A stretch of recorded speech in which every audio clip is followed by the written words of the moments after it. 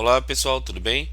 Edgar Sangalli do canal Pensou, Programou e dando continuidade na nossa playlist de resolução de exercícios em Java, vamos ao exercício 1059 números pares. Mas antes disso, pessoal, se vocês estão gostando do conteúdo desse canal, eu peço para que vocês se inscrevam nele, tá?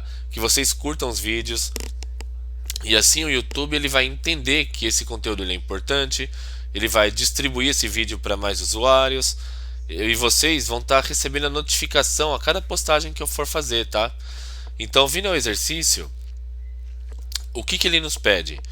Ele pede para que a gente imprima em tela todos os números pares no intervalo de 1 a 100, sem nenhuma entrada.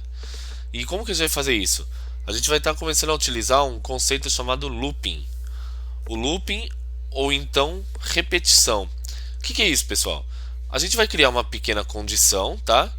E com base nessa condição, o nosso programa ele vai ficar lendo algumas linhas do código e vai ficar repetindo elas até que o que a gente definiu seja concluído. Que nesse caso, qual que vai ser a nossa definição? Que ele imprima todos os números pares nesse intervalo, tá? Então, como que a gente vai fazer isso? A gente vai vir aqui no Eclipse, tá? Já deixei criado o projeto e a classe, e para isso a gente vai estar usando o comandinho for. O que quer dizer for? Quer dizer para em inglês. Então a gente vai falar para um intervalo de tanto até tanto, eu quero que faça isso, ok? Então a gente vai estar falando assim, ó, for parênteses. Eu vou criar uma variável i. Então, ó, int i tem que ser do tipo inteiro nesse caso, ok? E ela vai ser igual ao quê? A 1, pelo fato de ser o primeiro valor que a gente definiu, o mínimo. Ponto e vírgula. Eu quero que a minha variável ela seja o quê? Menor ou igual a 100. Ou seja, só aqui eu já criei um intervalo, tá? Que a gente precisa. E por fim, eu quero que a minha variável ela aumente o valor. Por quê? Porque aqui no exercício, como vocês podem ver, ela está de forma crescente, tá? Então eu quero que ele aumente.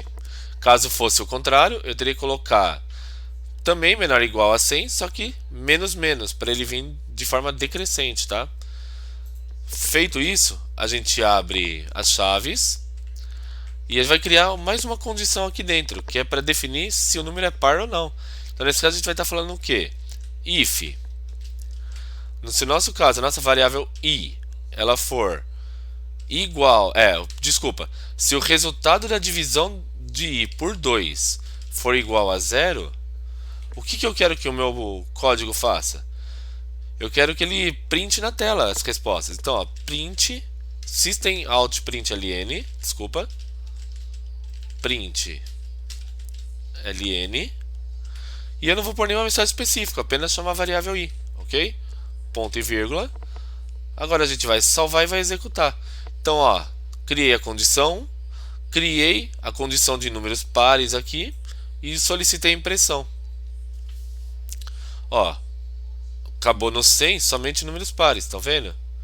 Então, sinal que deu certo o código. Então a gente vai estar copiando ele, vai estar colando aqui no site e aguardando o julgamento, tá?